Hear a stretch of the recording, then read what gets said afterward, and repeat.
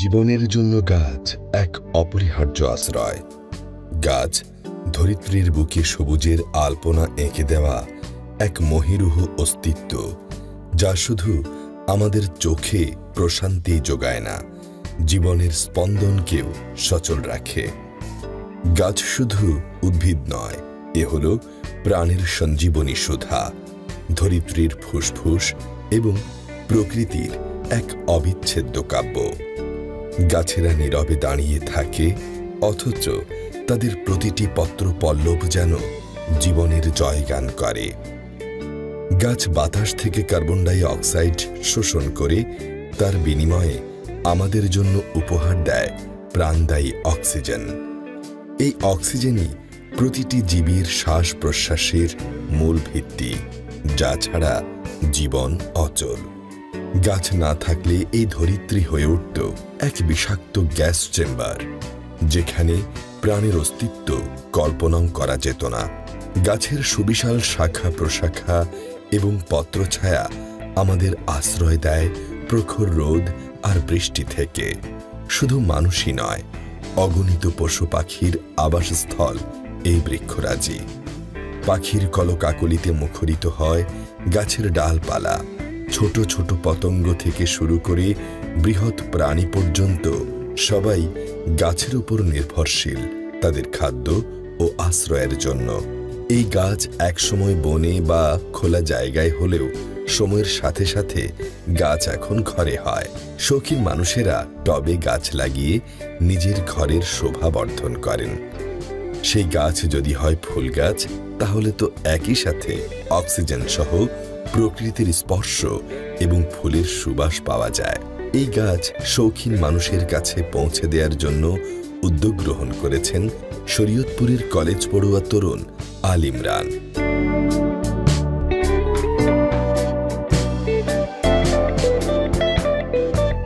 গাছপালার প্রতি ভালোবাসা ছোটবেলা থেকে, যখন আমি ক্লাস 3 বা 4 পড়ি, তখন থেকেই কম বেশি গাছ রোপণ করা হতো।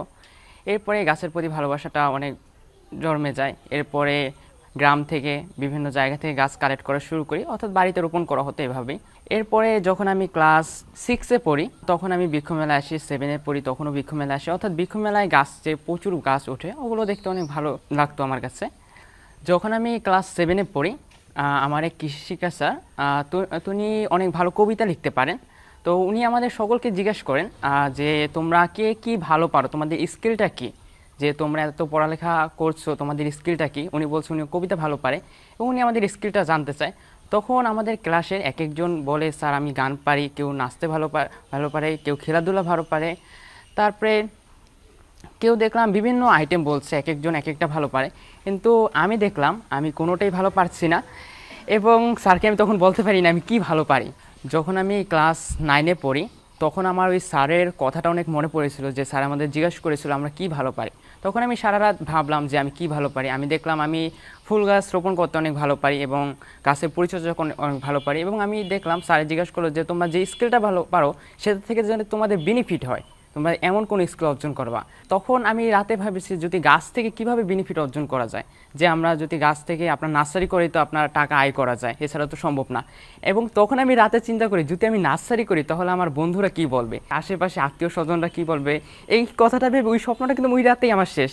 জুন মাসে দেখি আমার যেই কালেকশনে যে গাছগুলো ছিল ওগুলো অনেকেই সেল করছে এবং অনেক ভালোভাবে রেসপন্স পাচ্ছে তারা। আমার যে সাধারণ গাছ ছিল ওগুলো অনেকেই সেল করছে। তারপরে ভাবলাম আমি যেহেতু অনলাইনে সেল করতে পারি আমার এই গাছগুলো, তাহলে কিছু আর টাকা আয় করা যাবে। এবং 2022 সালে 8 জুন আমি প্রথম সেল পোস্ট দিই অনলাইনে, এবং সেই দিন আমি প্রায় 2টার দিকে সেল পোস্ট দিয়েছি। সেল পোস্ট দেওয়ার পরে দেখি অনেক ভালো রেসপন্স পাই। তখন ছিল গাছ না, গাছের কাটিং ছিল, বিভিন্ন গাছের কাটিংগুলো সেল করা শুরু করি। আলহামদুলিল্লাহ প্রথম মাসে অনেক ভালো রেসপন্স পাই, কিন্তু প্রথম মাসে অনেক কম টাকা আয় হয়, প্রায় বলা যায় 1500 টাকার মতো। কিন্তু 1500 টাকা তখন আমার কাছে প্রায় 15 লাখ বা 15 কোটি টাকার সমান ছিল, কারণ আমার প্রথম ইনকাম।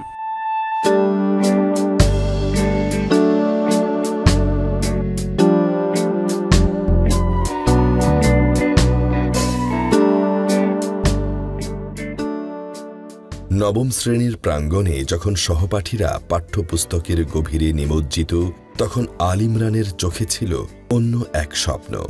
সবুজের ক্যানভাসে আঁকা এক নার্সারির ছবি। সে বয়সেই তার অদম্য ইচ্ছাশক্তি যেন ডানা মেলল, আর সেই ডানায় ভর করে গড়ে তুলল আল ইমরান নার্সারি।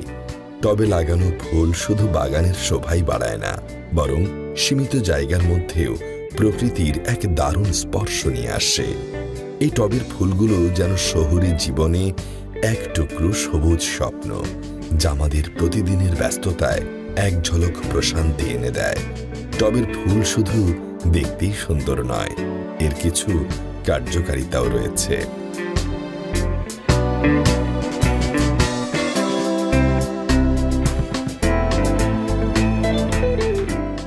জানুয়ারিতে আমি জবা নিয়ে কাজ শুরু করি, কারণ যখন করোনা ছিল 2021 সালে, তখন আমার কাছে পিঙ্ক কালার একটি জবা গাছ আমি কলম করেছিলাম। আমার প্রথম জবা গাছ বলা যায় পিঙ্ক কালারের।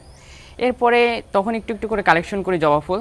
যখন আমি নার্সারিতে যাই, নার্সারিতে গিয়ে প্রায় আমি বিভিন্ন জায়গা থেকে, গ্রাম থেকে বলা যায় আপনার 9 ধরনের জবা কালেক্ট করি। নার্সারিতে বেশি একটা কালেকশন পাইনি আমাদের লোকাল নার্সারিতে।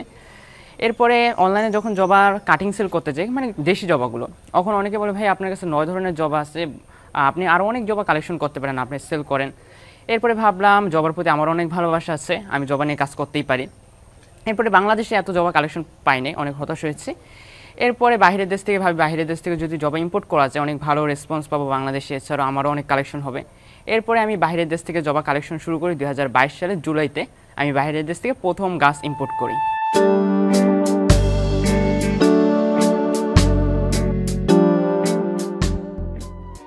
গাছ শুধু অক্সিজেন আর সুন্দর পরিবেশের জন্য নয়, প্রতিটি গাছ যেন এক একটি জীবন্ত শিল্পকর্ম, যা ঘরের প্রতিটি কোণাকে নবজীবন দেয়। আল ইমরান সেই নবজীবনের কাজকে আপন করে নিয়ে গ্রহণ করেছেন উদ্যোগ। বাড়ির ছাদ এবং বাড়ির চারপাশ যেন এক একটি উৎপাদনের কারখানা। আল ইমরানের গাছ উৎপাদনের উদ্যোগ গ্রহণ করাটা খুব সহজ ছিল না। তাকে অনেক শ্রম দিয়ে আজকের এই সফল উদ্যোক্তা আসনে আসতে হয়েছে।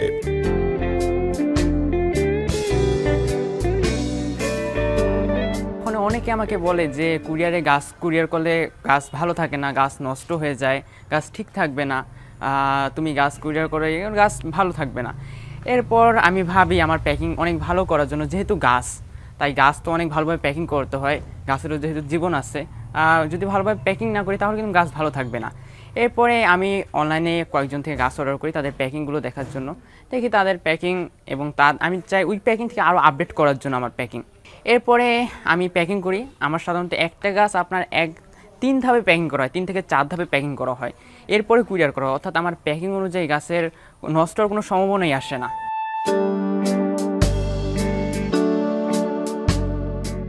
সবুজের স্বপ্নযাত্রী আল ইমরান ও তার মায়ের হাতে গড়া নার্সারি যেন এক টুকরো সবুজ স্বপ্ন। আল ইমরানের এই স্বপ্ন তার মায়ের স্নেহ আর অভিজ্ঞতার পরশে আজ ডালপালা মেলে এক বিশাল মহিরুহে পরিণত হয়েছে।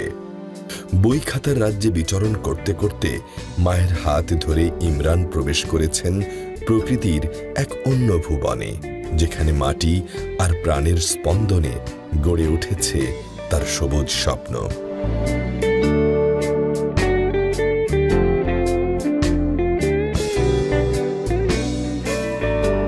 ও যখন এই জবা বিক্রি শুরু করে, প্রথমে ও জবার কাটিং শুরু করে বিক্রি, সেখান থেকে আজ এ পর্যন্ত ওর যে সফলতা, এই সফলতার পিছনে আমাদের পারিবারিক অনেক সাপোর্ট আছে। বড় কথা হলো ওর যে মনোবল, ওর যে একাগ্রতা, একনিষ্ঠতা, এটা হয় সবচেয়ে বড়। কারণ সাপোর্ট পেলেও অনেকে এটা করতে পারে না, যদি ওর মন এখানে যদি স্থায়ীভাবে মনোনিবেশ করতে না পারে। বিশেষ করে ও জবা অনেক পছন্দ করে, গাছ পছন্দ করে, আর এটা পছন্দ না করলে, মন থেকে পছন্দ না করলে কেউ এই সফলতা অর্জন করতে পারে না।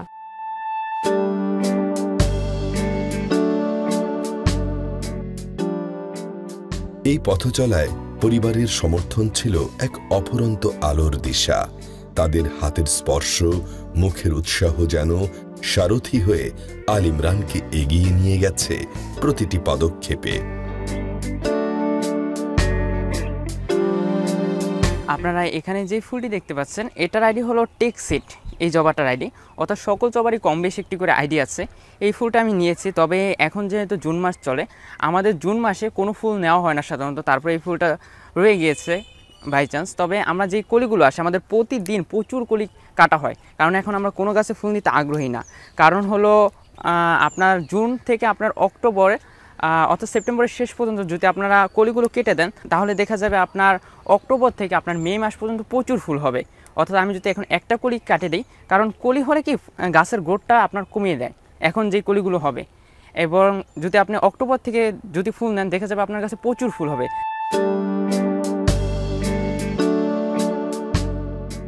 মাটির মায়া আর গাছের প্রতি ভালোবাসা তার কৈশোরের উদ্যমকে দিয়েছে এক অনন্য মাত্রা। অল্প বয়সেই সে হয়ে উঠেছে এক সফল উদ্যোক্তা।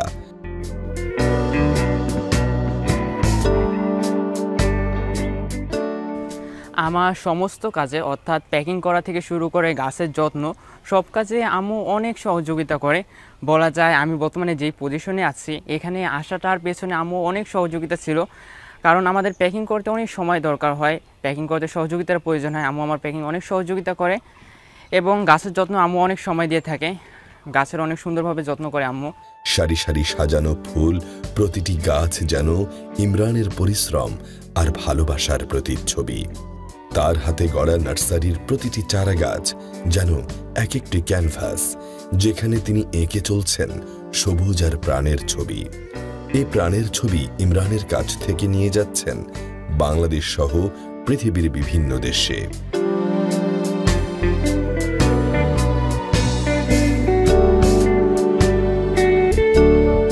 জবার বাগান সম্পর্কে শুধু এটা বাংলাদেশের মধ্যে যে বিভিন্ন বাগানিরা জানে এটা না, ফেসবুকের গ্রুপের কারণে বাইরের দেশের অনেক মানুষ আমার এই বাগান সম্পর্কে জানে। আপনার ইন্ডিয়া বিভিন্ন দেশের প্রচুর মানুষ আমার বাগান সম্পর্কে জানে, কারণ বাংলাদেশের সব থেকে যদি বেশি জবার কালেকশন বলে থাকেন তাহলে আমার কাছে বাংলাদেশের যদি আপনার টপ 5 বা টপ 3 বলে থাকেন তাহলে আমার নাম সহজে চলে আসবে। সেই হিসেবে জবার অনেক আনকমন কালার রয়েছে, যার জন্য আপনার বাংলাদেশ সহ বাংলাদেশের বাইরের দেশগুলোর অনেক মানুষ আমাকে চিনে এবং বাইরের দেশ থেকে অনেকে অর্ডার করার চেষ্টা করে। যেমন 2 দিন আগে ইন্ডিয়া থেকে একজন নক করেছে, ইন্ডিয়াতেও অনেক জবা পাওয়া যায়, তারপরে পাকিস্তান আপনার ইউরোপ কান্ট্রিগুলো থেকে অনেকে আমাকে নক করে যে ভাইয়া জবা নেবেন। ওনারা কিন্তু ইংলিশে কথাগুলো বলে থাকে যে জবা পাওয়া যাবে কিনা, কিভাবে নিতে পারি, কিন্তু বাইরের দেশগুলো তো জবা দেওয়া সম্ভব হচ্ছে না। আপনার মালয়েশিয়া থেকে অনেকে নক করে, তারপরে ওনাদের ভাষায় নক করে, ওগুলো আপনার বুঝতে একটু কষ্ট হয়। যেমন এক আফু আমাকে নক করেছে, উনি থাকে হলো আপনার সুইজারল্যান্ডে, উনি এই 1 মাস পর আসবে দেশে। উনি বলছে যে সুইজারল্যান্ডে আমার কয়েকটা জবা নিয়ে যাবে। পরিবারের সহযোগিতা আর নিজের সৃজনশীলতা দিয়ে আল ইমরান গড়ে তুলেছেন এক অনন্য পরিবেশ বান্ধব ব্যবসা। আল ইমরান যেন আজ এক জীবন্ত দৃষ্টান্ত। বেকারত্বের গ্লানিতে ভোগা তরুণ সমাজের কাছে সে এক অনুপ্রেরণার বাতিঘর।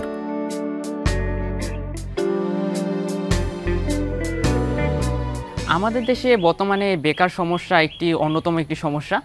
এখন যার যার স্কিল আছে, কারণ সকলেরই কম বেশি একটা স্কিল আছে। যেমন আমার স্কিল ছিল আমি গাছ রোপণ করতে ভালোবাসি, তেমনই সকলের কম বেশি একটি করে স্কিল আছে।